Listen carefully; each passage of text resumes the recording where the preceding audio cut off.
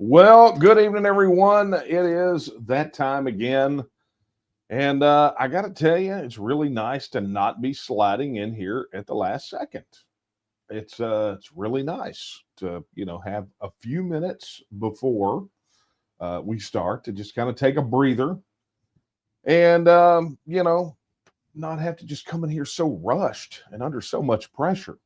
Anyway, hey guys, so glad you could join us. Let me take a sip of this bad boy. Mm. Ah, now I'm ready. All right. For those of you joining us for the first time, welcome to Late Night Coffee Talk. It is that time once a week that I take a break from working on Texas independence for another cup of coffee. Let's not pretend like this is my first one of the day or that this was even number two, right? I come in, I fire up the cameras, do this thing. You guys pepper me with questions, and we visit. And it's fun. And I enjoy every solitary second of it. What a week. What a week. By the way, I'm Daniel Miller, president of the Texas Nationalist movement. And if you are one of those people that wants to ask questions, then you have multiple opportunities to do so. If you're watching on the YouTube channel, just head over and drop your question in chat. While you're there, be sure to like and subscribe and hit that notification bell. And in addition, why not get a channel membership while you're there, right? The button will be there for join. You can do it there. And if not, if you can't figure it out, drop a note in chat. I'm sure someone will be more than happy to help you. But you drop your question in chat too. Make sure it ends in a question mark, right? That helps us differentiate between normal chatter and questions. If you're watching on X, then you can drop your question in the chat there next to the video, and be sure to like this post or like this video, and be sure to share it with all of your followers. Additionally, if you're watching on one of the Facebook pages, you just drop your question in the comments, and while you're there, be sure to like and comment and subscribe. Is that what they call it over there? Follow. I really don't know what they do over there anymore. They keep changing it up. It's very different now than it has been. But anyway, do all the cool Facebook things. If you're watching on Rumble, I apologize. There is no way that your chat over there does not integrate with this. Maybe one day, we're hoping. But for those of you that are on Rumble, or those who don't want to drop your question in a chat or make it public or whatever, you have an opportunity to send it in too, as many people do, via email. All you got to do is drop your question to coffeetalk@thetnm.org. Again, that's coffeetalk@thetnm.org, and it will be down here on the bottom of the screen somewhere. Yeah, I think we're there. I think we're in sync again. Yeah, that's us. Okay, coffeetalk@thetnm.org. Okay, friends, real quick, before we get into questions, just a couple of things. Number one, just dropped a new episode of the Texas News Podcast. It is available exclusively for the next 23 hours to YouTube channel members. So if you're not a YouTube channel member, go over there and do that. It will be live tomorrow night for everyone else on YouTube, on Rumble, on Spotify, Apple Podcasts, wherever you get your podcast. That's where it will be. And of course, I will be covering a bit of the hidden history of this big redistricting kerfuffle, which I think many of you want to talk about tonight, as evident by the questions that I have had a chance to peruse a bit, both already in chat and both in chat and via email, a lot via email. I mean, you guys have got a lot of questions about this. So I suspect we'll be doing some time unpacking that tonight. But before we start on questions, let's go ahead and thank our newest YouTube channel member, Kevin Jordan. Kevin, or KE, it's in quotes, right? So shall I call you KE? KE. That's kind of hard to pronounce. That's a bit of a tongue twister. Kevin, thank you very much for your YouTube channel membership. It's guys like you that execute those that help keep us producing content like Late Night Coffee Talk, like the the Texas News podcast, and a lot of other things that are in the works too. We got something we should be announcing here in the next week or so, couple of weeks.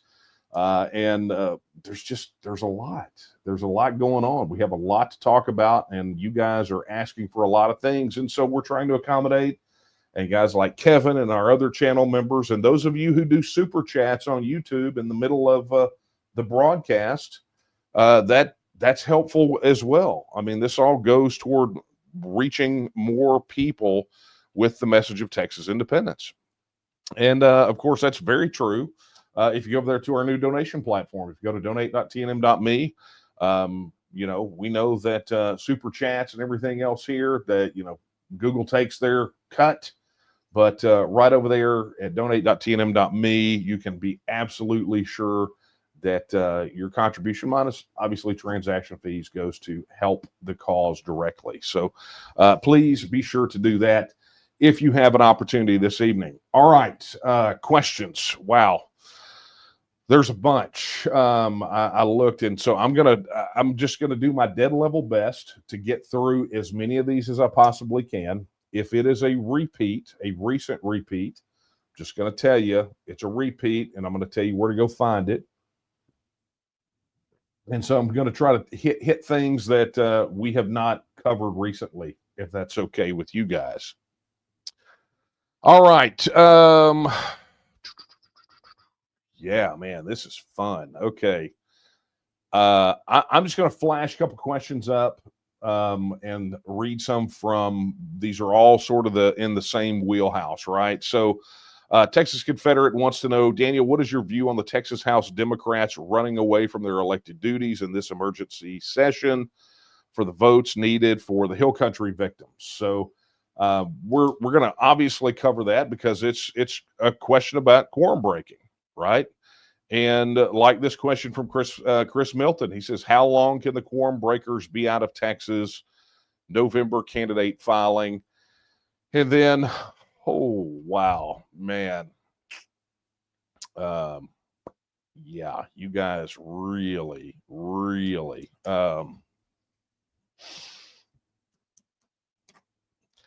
So here's what I'm going to do. I'm just going to tackle that first, okay?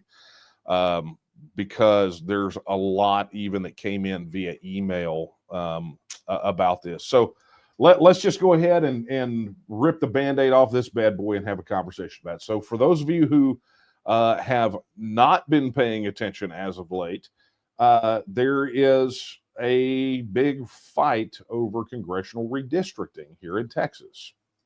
And it's a bit of a doozy. Literally anyone I've talked to outside of Texas recently has asked me about what's going on down here, because on paper, the entire story sounds insane, right? And I'll be honest with you, that's not what the podcast episode is about.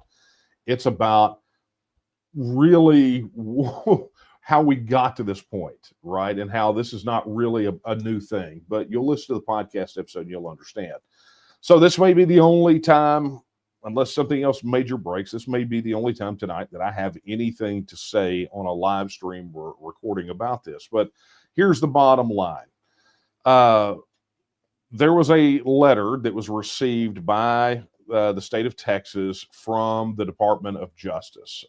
Assistant Attorney General Harmeet Dillon sent a letter essentially saying that Texas, who had just completed redistricting the last session, right? You have a census, so 2020. The next legislative session would be 2021. That's when they would draw the new maps. They drew the new maps. And then we get a letter from the Department of Justice essentially saying, hey, your maps will not your maps will not pass constitutional muster. And I dive into the history of that sort of language and that sort of nonsense and that sort of rationale and reasoning that has been used by the federal government to really hit us with redistricting more times than I can count, really, since about 1975 when they put Texas under Section 5 preclearance of the Voting Rights Act. But the bottom line here is that this was known. And of course, Trump saw it as a phenomenal opportunity to say, hey, go in there, redistrict, give me 5 more Republican seats.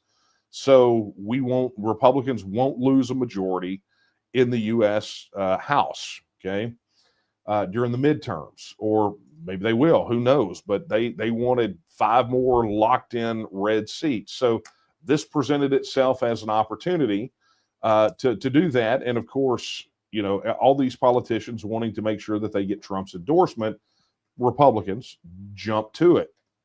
Well, when Abbott added redistricting to the call for the special session, Democrats threw their tail up in the air. And even then, before the session even gabbled in, they were discussing publicly that they may do like they did 4 years ago and leave the state, thereby denying a quorum to do business in the Texas House.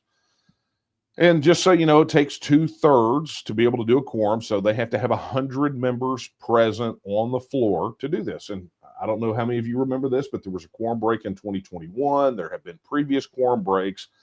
And it just seems sort of like what the Dems do. And sometimes it's not just a party line split situation. I mean, there were quorum breaks even before, there was this absolute massive majority from Republicans in the Texas House. But much like in 2021, when Speaker of the House, Dade Phelan, was given free passes to Democrats, it created a culture where the Democrats could just do whatever the heck they wanted to do.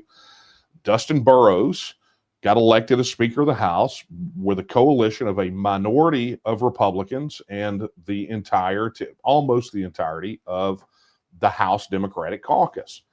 And so the quid pro quo was that Burrows created this, there was always a vice chair position, but essentially elevated committee position of the vice chair to being essentially co-equal with the chairman of the committee. So there were some trade-offs there, but let us not forget, and I want to say this now, otherwise it'll get swallowed up in the rest of this discussion, is that Dustin Burrows is Speaker of the House because Republicans broke quorum during the Republican caucus meeting. Okay, so all these guys, the Will Metcalfs of the world that are out there, wringing their hands and pissing and moaning about, the Democrats are quorum breakers. These people literally did the same thing, and it's how Dustin Burrows got elected. So being soft on the House Democrat caucus yielded them yet another quorum break, because the House Democrats were telegraphing their intentions. They literally had already flown out to California, and I think they had already flown out to Illinois once, essentially telegraphing their intentions. Beto O'Rourke decided that he was going to raise money for the quorum breakers. In fact, some of these people that broke quorum filmed fundraising videos with their cell phones on the tarmac of the airport when they were getting on the private chartered plane, whoever chartered it, to fly them out of Texas. So it's not like they didn't see it coming. It was a bit of slow acting. So I'm saying all this to set this up for you so you understand that what we're dealing with here is a whole lot of political theater, right? A whole lot of just, spreading out the feathers and just, it makes me sick, right? Just to watch this nonsense time and time again. The pearl clutching and the 1960s reenactors flying into these states that have been gerrymandered by Democratic majorities to where, look, a Rorschach test, an ink blot looks more cohesive than the way some of their districts are drawn in some of those states. So that is essentially to set the scene for you. And, the difference is that when this happened back in 2021, there really was no mechanism to prevent this sort of thing. They basically could go and stay gone until the session gabbled out, whether it was a regular or special, and there were no repercussions. So, let's say you're there for a 30-day special session, you quorum break for 15 days and it's over with, and now you're just kind of stuck, right? I mean, you can come back, nothing happened. You get hailed as a hero, you get to put it on a fundraising email to the low information voters in your district, that kind of nonsense. Well, after 2021, there were some rules and laws that were passed that essentially make it to where there's a bit of a penalty. Okay. So, without going through all this, because we don't have time to break it down, I mean, that would be a podcast episode unto itself, right? Where we go through this. But essentially, if they quorum break, if they're absent without excuse, they have to pay a certain amount out of their own pocket. It can't come out of their budget. Can't come. So they got to come out of their own pocket for this per day for every day that they're gone. Well, during the special, it's not a big deal because special sessions last 30 days, right? So most of those guys can weather that storm. They subtract the amounts from their office budget, their operating budget for their district. I mean, they did some things, but so, now we're in a situation where there are penalties for that. Now, the interesting thing, and we'll get into some of the what ifs, right? But what's also new this time is, because of what happened in 2021, there was a big outcry at that time to say, hey, they're not here. The governor should vacate their office, right? Say, just like they had died or moved out of the state or whatever it is, their office should be vacated because they're not doing their job. So Attorney General Ken Paxton gets asked for an opinion. He writes it, which essentially says there is a way we could quo warranto, right? It's a court procedure to essentially say that they are not doing their job and they cannot hold that office. And it's bottom line is it's a thing, right? This is real. It can be used. And so while the Attorney General has issued an opinion about it, it hasn't been tested in the courts. Well, that's about to change tomorrow. Because Greg Abbott filed a quo warranto on Gene Wu, State Representative Gene Wu, the guy who hates us and wants us to be, hit with hellfire missiles and all that. I mean, I'm not going to spend a bunch of time on Gene Wu, but the point is, he is the chair of the House Democratic Caucus. And so Abbott has singled him out to be what is effectively the test case for this. And, so that's supposed to be heard tomorrow. Let's see, right? We'll see what happens. I think that it probably is a strategic move. If it works on Wu, then maybe they'll use it on others. But I think, in my opinion, we have law in the books that prevents this sort of thing. If these guys won't do their job, then kick them out. I honestly, if I'd been in Abbott's shoes, and maybe even Paxton will, because quo warrantos are supposed to be brought by the Attorney General at that state level. Okay. So, maybe Paxton will do the whole lot of them, because Burroughs has given them until Friday, tomorrow, to show up back on the floor. And if they do not, then arrest warrants are going to be issued, and they're going to go out and, start scouring the state for them like they did last time, because those sort of warrants you can't carry over into other states. No other state where these people have fled to is going to enforce that warrant. It's not like they're wanted for murder or whatever. It's essentially a civil warrant, right? So it'll be interesting to see what happens. We could see, like I was having this conversation with Kara, gosh, I don't know, 2-3 days ago.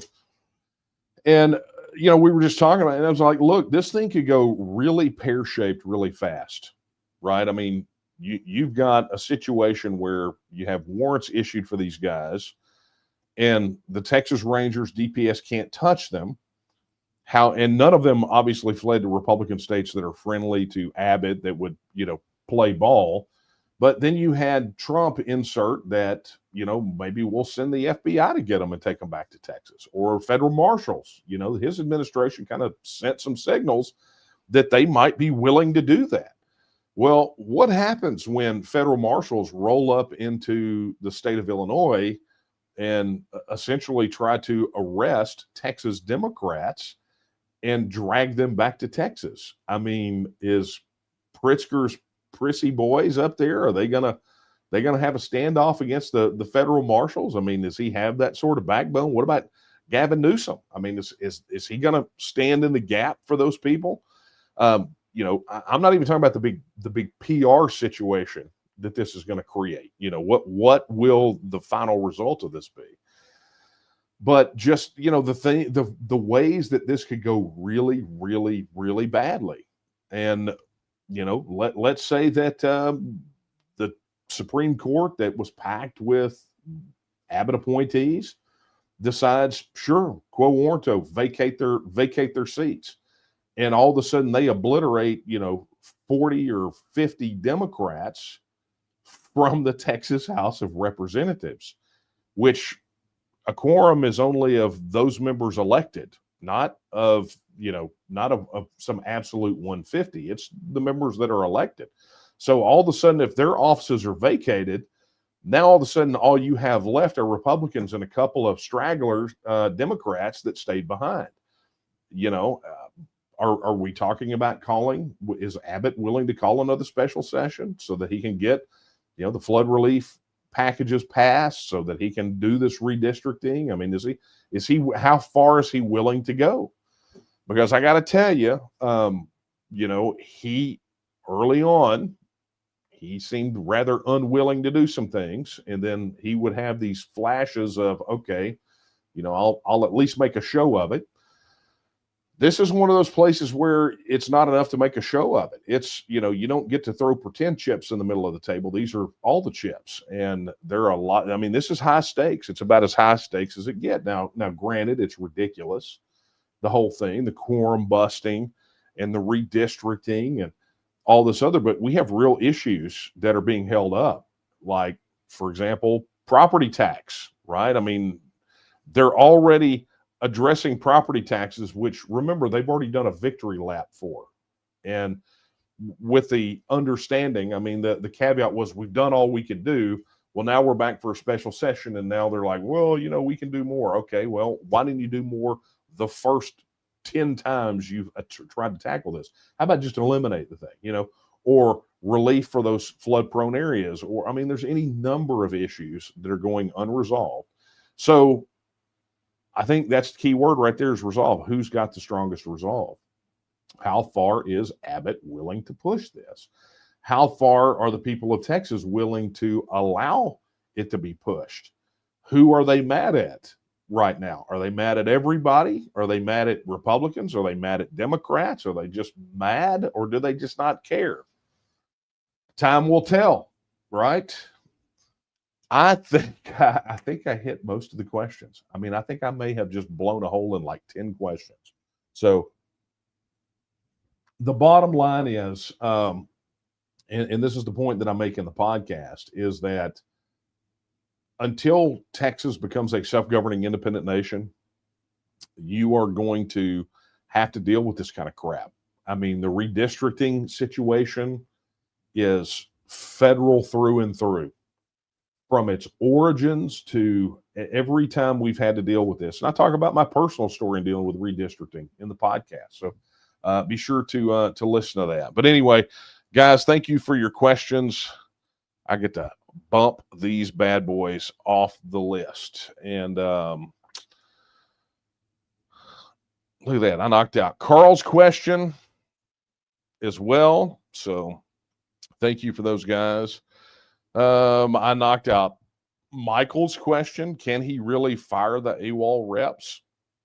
Yeah, he could get that quo warranto file. He could essentially, Supreme Court of Texas could say, you absolutely have the power to declare that office vacant. And when he does, and statutorily it looks like he does, then absolutely he could go in there and can them all. I mean, he could go in there and purge literally every Democrat that is not there. When they fail to show up, they're absent without leave. He could put the whopper chop on them. That would end the quorum busting nonsense, I think, once and for all. Now, the irony is they would go and probably try to sue him in federal court, which would be irony of ironies. Going to the federal government to ask them to fix a situation that they themselves, in fact, created. It's par for the course, right? Okay. All right, let's get down to it. Okay, here's a question about Doc Pete Chambers using Texas first language in his campaigning.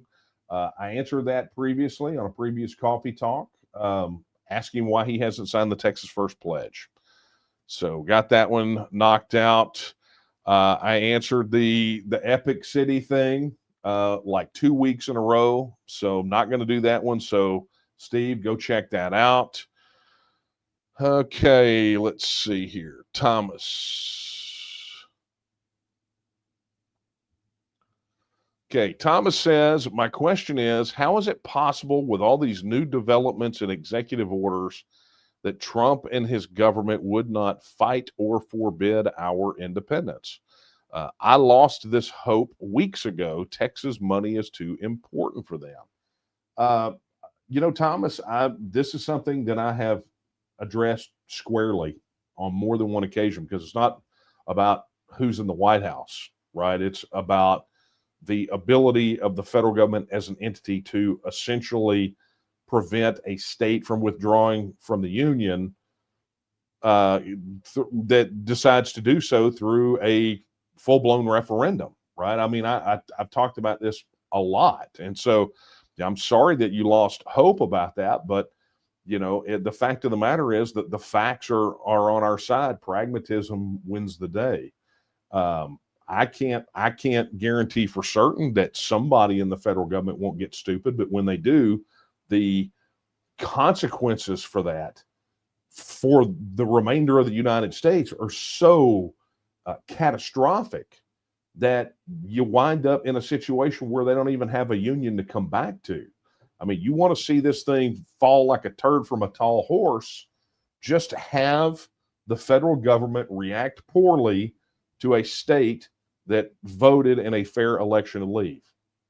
Didn't do anything but that. Just react. Just if they react that, you want to see the unions spin apart, then have them react badly. It doesn't have to be that way. It does not have to be that way.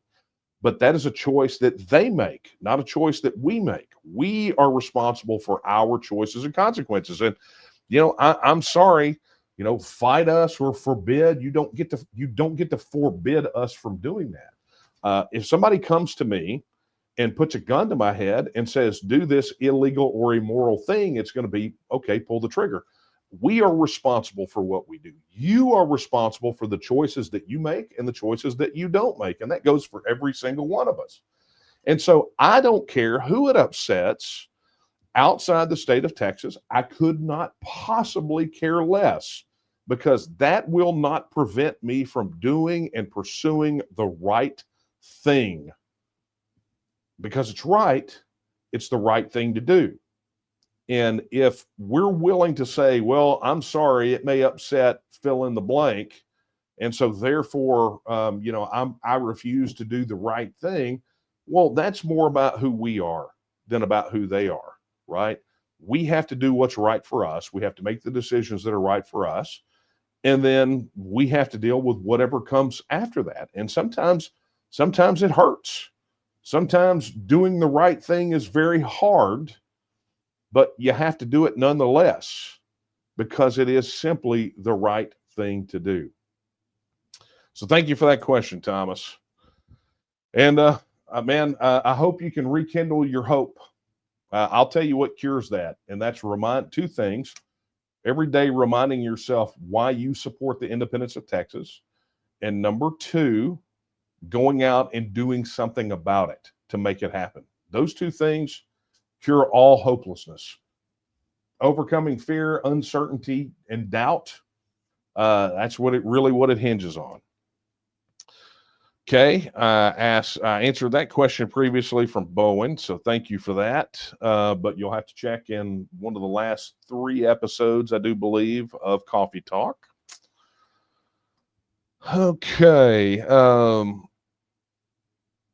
What would you tell someone? This is from Caleb. What would you tell someone to help them overcome? Oh, wait, there's more. As a tax lawyer, I show folks the laws, precedents, court rulings, and history proving paying taxes not mandatory, yet they choose to report and pay out of fear. Maybe T&M's lack of commitment comes from that same fear. T&M doesn't have a lack of commitment. There are individuals that have a lack of commitment, but the resolve for the organization is strong as it's ever been. What would you tell someone to help them overcome that fear for the sake of future generations in Texas? Look, it's fear. You just nailed it. It's fear. But fear of what? Why are people afraid all I know is I surround myself with people that are not afraid, right? And there is a boldness that comes from those people that are not afraid. Now, it doesn't mean we do things stupid or go, half cocked and try to go cowboy this thing up. You still have to be smart, but preparation overcomes fear. But at the end of the day, you have to remind yourself that there's nothing they can do to us. There's nothing. I mean, they can hurt us. They could obviously take our lives. They could take our property. I mean, there's a lot of things they could do around us, but at the end of the day, can they hurt us, who we are? And I just go back to my previous answer about this idea about hopelessness and fear. I can't countenance those things. I mean, look, we have rational fears, right? We do. There's certain things we're afraid of. I get a knot in my stomach every time I think about my children traveling, right? I don't know why. I just do. And buddy, let me tell you, I have a real love-hate relationship with spiders. I've had those things sometimes scare the crap out of me, right? But the bottom line is that's being temporarily scared. Is it a rational fear or an irrational fear? Now, fear in and of itself is not a bad thing, right? I am afraid to touch a pot if I don't know that it's hot, right? If I think it might be, I might have a little fear, trepidation in touching that pot. But when it becomes a problem is when fear becomes paralyzing, right? When it forces you into inaction. Well, I'm afraid, so therefore I do nothing, right? Or you wind up, making wrong choices out of fear, right? You're afraid of something, and so you go do this thing, whether the fears are rational or not. You haven't taken a moment to process that. So, I'm not trying to have a big dissertation on the nature of fear here, but my point, Caleb, is simply this. As my wife Kara says all the time, she says fear is free. And that's why a lot of people choose fear, is because it's free. But in the sense that you just kind of absolve yourself of responsibility, right? They feel like there's no cost to just being afraid and doing nothing. But I think we have seen time and time again that inaction out of fear leads to worse consequences down the road. That small thing that you are paralyzed with fear over now becomes a great thing that effectively crushes you in terror. So do you live in fear or do you live in truth? Do you live being afraid or do you live in boldness? Do you live being afraid to do the right thing because it may upset somebody else? Or do you just do the right thing and you say, I'm doing the right thing, and you're doing it for the right reasons? I don't know any other way to put it, because I can't speak to that experience. I can only think about maybe, and I'm not saying that I'm utterly fearless. I mean, the first time that I spoke in public to a group of people that I did not know, I was in high school and I shook so bad, I almost fell down, like standing in front of the room. I mean, I shook that bad. So, we all experience it, but now, it's not a thing. Well, how did I go from shaking like a leaf in the wind to being able to just stand up front and have a conversation? Well, you just do it over and over and over and over and over. Experience can kill fear. So I don't know anything else.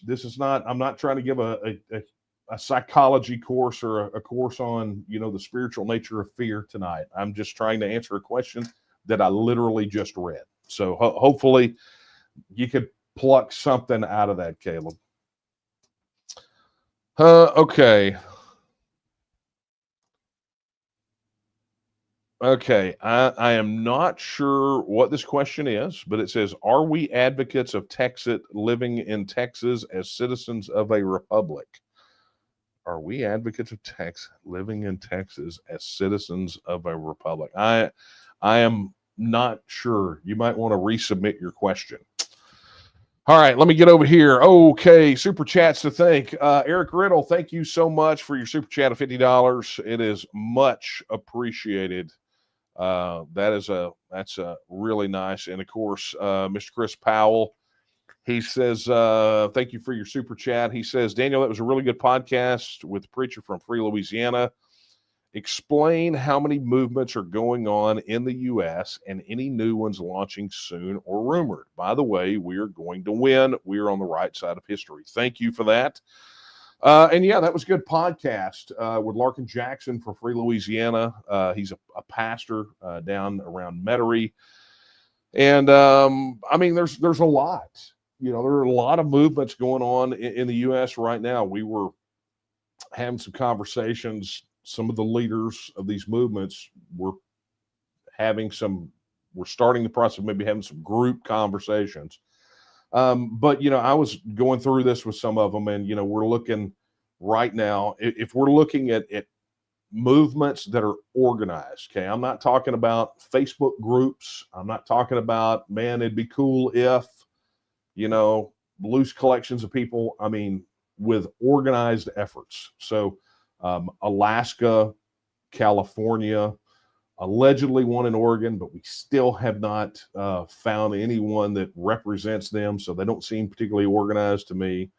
Obviously, us here in Texas, there is Louisiana. You have got New Hampshire. You have got Vermont, and obviously Hawaii and Puerto Rico. So there's, I would count those as sort of the most organized movements. Now, there's plenty of room for others in that list, right? They have some that are sort of very loose groups or collectives of people or whatever it is. And we always stand ready to do what we can to help them. Look, if you want to organize, there's things you have to do. If you're just here, and this is my word to folks out there in those other states, if you just want something that's akin to a very loose-knit fan club, I can't really help you with that. If you want an actual organization that wants to institute the political change necessary to affect the independence of your state from the United States, then we can have a conversation. We don't have time to dilly-dally around with a bunch of tourists. I mean, I don't know any other way. You guys know that I can be exceedingly blunt, and that's about as blunt as I can be on that one. We don't have time to deal with people that are not serious. And so we have a finite amount of time and resources, and we're more than willing to help those that are serious about making it happen, but they got to be willing to make it happen. Otherwise, we are not going to waste our time. No interest in doing that. But there are a bunch, Chris, and that's amazing news. Not including our neighbors to the north and to the south, immediate to the north and south. So there's plenty of us out there. What I'm really hoping for is that we can move forward in doing a lot more organized communication and cooperation among the organizations. We're really striving for that to be a reality. So thank you for that, Chris, and thank you for your super chat. Let's clear the board here.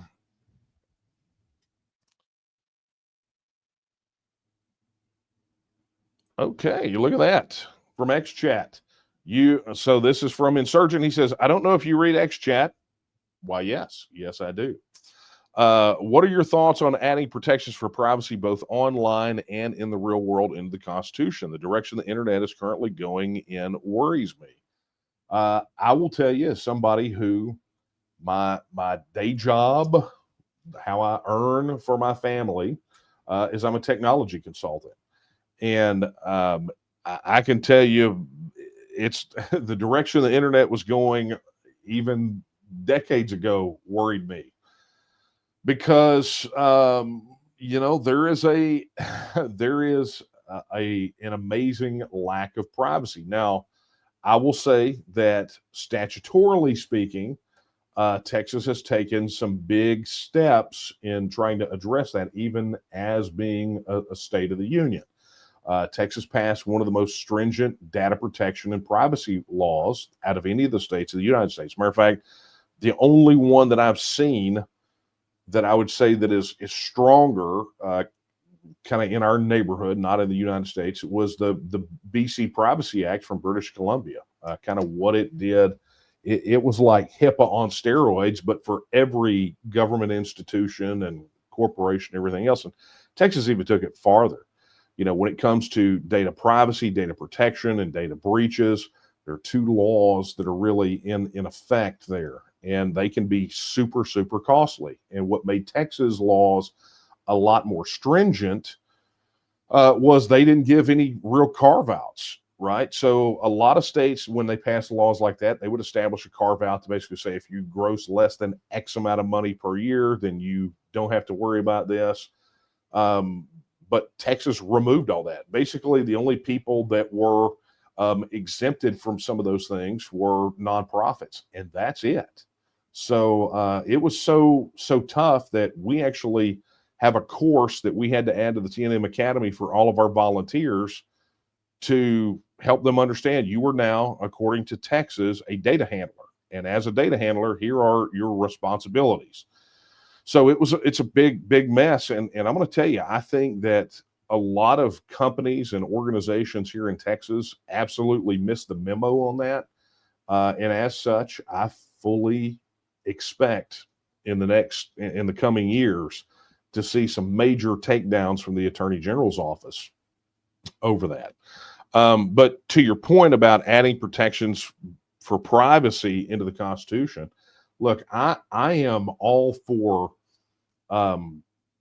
enumerating more rights in the Texas Bill of Rights, as long as we all understand that just because these rights are enumerated is not the end all be all of the rights that we enjoy, right? That's my big concern with amending the Texas Bill of Rights, is sometimes they jam things in there that are not individual rights, right? They do that. Like it's the beach thing, right? They put the beach thing in there. And I hate when they start messing with the Texas Bill of Rights, but I'm all for enumerating more rights, especially if there is a massive lack of clarity. And I'm glad that Texas has already started addressing some of this legislatively.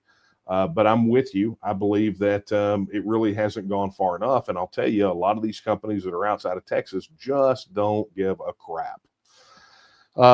From somebody in the tech industry, I will tell you, they are hoovering up as much data about you as they possibly can. The only saving grace is they just simply don't have the computing power to process it yet in the way that becomes uber useful. But what do you think all this AI is for, right? I mean, it's making lives easier, but the government, through Palantir or whoever, gets access to this massive scale computing, and they have every piece of information on you ever. Well, you just entered, East German secret police territory. So it is frightening, and I think everyone should take note You want to talk about a sense of urgency on why Texas can't get out of here fast enough? That's one you should look at.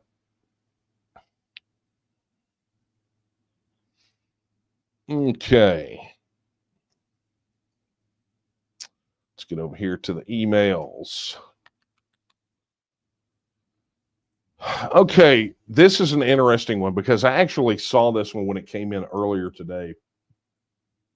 And I think I'm going to call out the question, but I'm going to tell you I'm not going to answer it tonight because we're actually drafting an analysis for this for the website. So so this is from Joe Knox, and he says, what amount of money would it take to complete the task of secession? What is the current polling? Okay, so we have recent polling, right? We've talked about that. But it's a far more interesting conversation to talk about what kind of money it would take. And so literally we started pulling data on this to run estimates by looking at more recent independence movements, independence referendums, because you have to break that actually into two: the money it takes to get the referendum, and then the money that it takes to win the referendum. Okay, because that's what I'm assuming you're asking about. I mean, completing the task would be all the way Texas becoming, independent, like fully, politically, culturally, economically. Okay, so that sort of presupposes post-referendum as well. So maybe you could talk about it in three ways, but that transition after the referendum to becoming fully independent, that's really more of a governmental question. How will we as Texas do it? But this one right here, the kind of the pre-referendum, the pre-victory, breaking it up into those two segments, and analyzing those numbers, that is the far more interesting thing.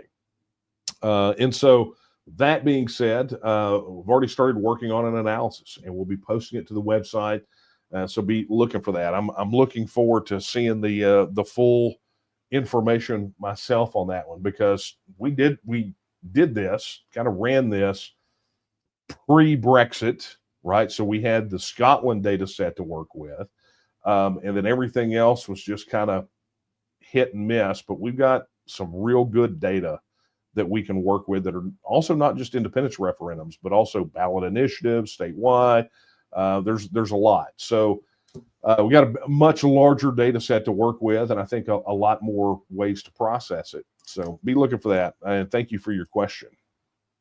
Ooh, I gotta shake a leg here.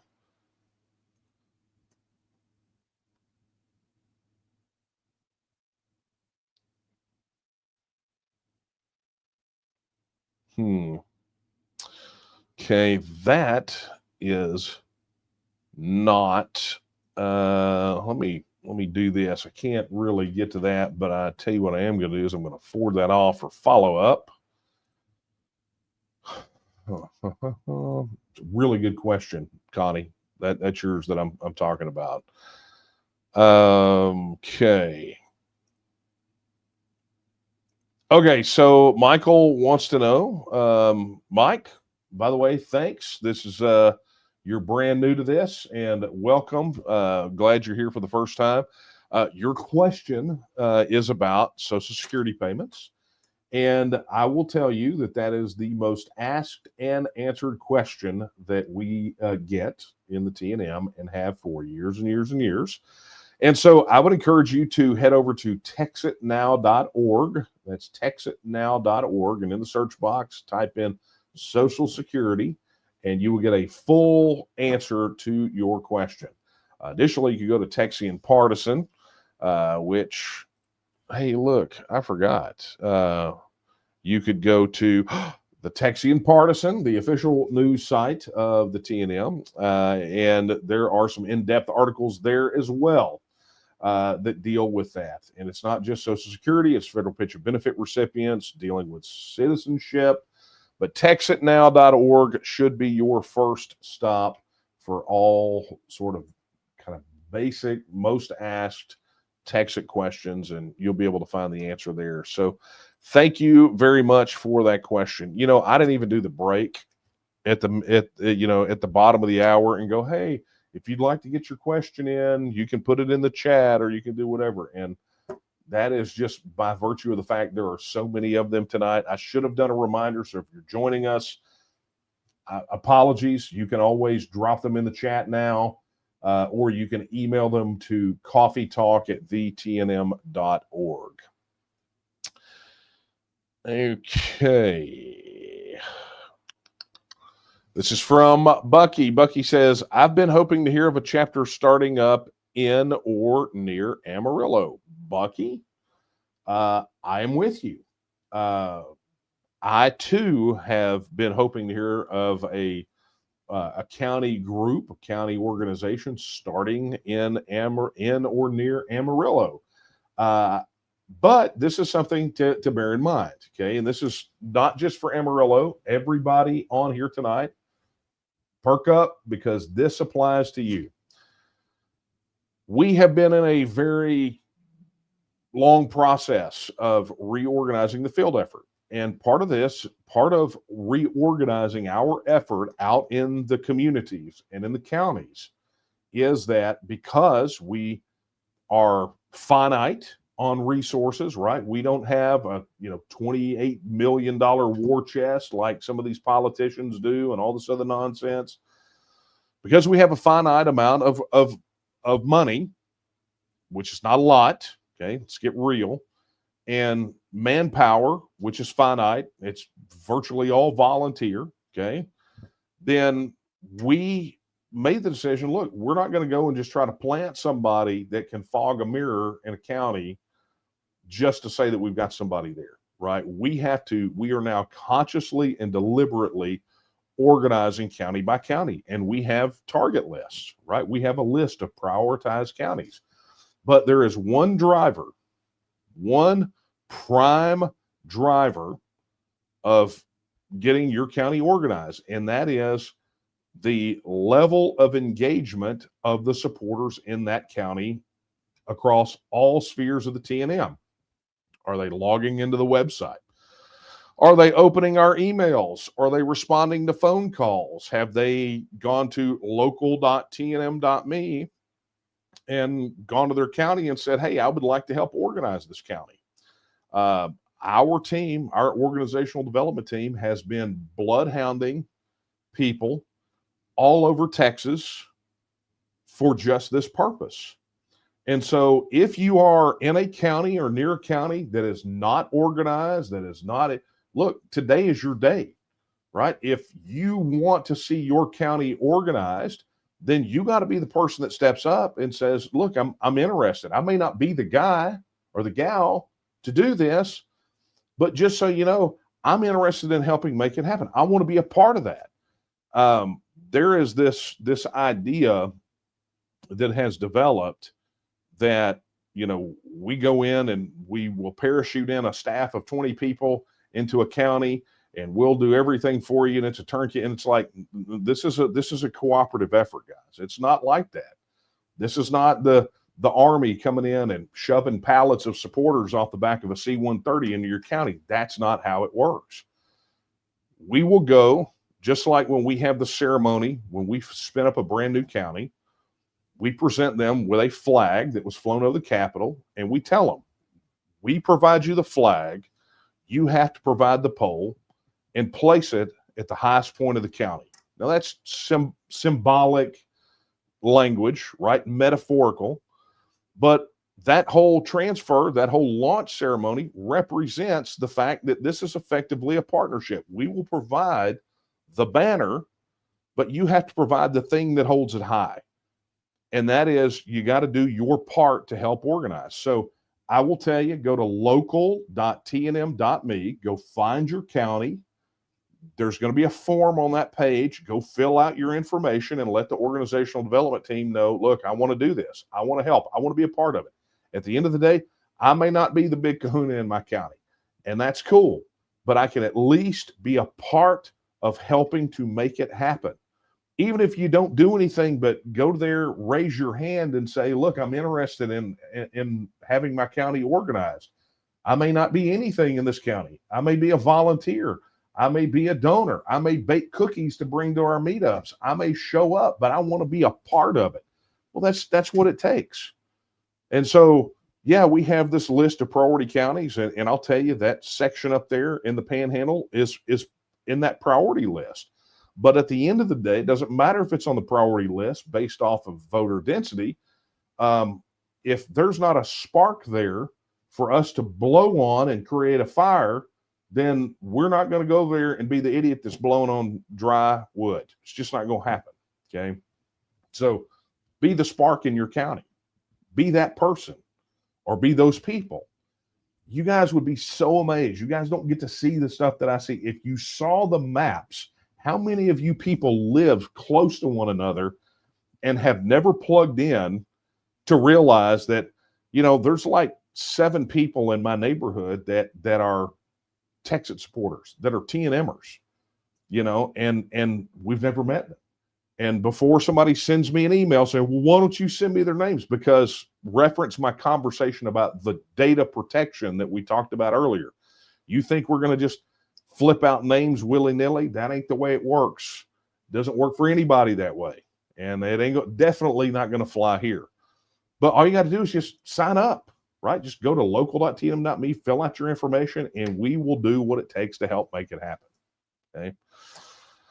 Thank you for that, Bucky. Oh man, I got 4 minutes left. Doggone. All right, let's make sure. I am so out of time because I got some wrap up stuff I need to talk about. Okay. Let me just check. Okay, I love this. Oven Mitt says, what's y'all stance on foreign policy relating to Israel? So I've covered this before, but for those who seem to be fired up and sending me emails about this over and over and dropping in the chat, let me just be very clear about something. I am a Texas nationalist. That means Texas first. Okay, that doesn't mean Texas first and then a bunch of other things first. It's Texas first. Okay, so when I look at the map and here's Texas and then everything else out here is not Texas, that is my personality. That is what I care about. As president of the Texas Nationalist Movement, my mission is to secure and protect the political, cultural, and economic independence of the nation of Texas. I don't give a crap. I don't care about anything else but Texas, right? Now, catch me some other time, maybe, on down the road once independence is done, I might have an opinion about these other places, right? I may have an opinion about some place that has nothing to do with Texas. And I'll tell you, I got some strong opinions about Istanbul versus Constantinople, but I will keep that to myself, okay? But my point here is quite simple. It's that for some reason, there has been this drumbeat as of late to want to harass me about, well, who do you support? Are you guys being supported by somebody else? It's like, guys, I'm Texas first in America. I'm a Texas first, period. There are no two firsts, okay? And if there's anybody out there who has any doubt about it, you come do the crap that I have had to deal with since 1996 and tell me that I got some other kind of ulterior motive. Because let me tell you something. If there's some ulterior motive for doing this, this is the crappiest job you could possibly get. It's very fulfilling in the fact that we are securing Texas independence.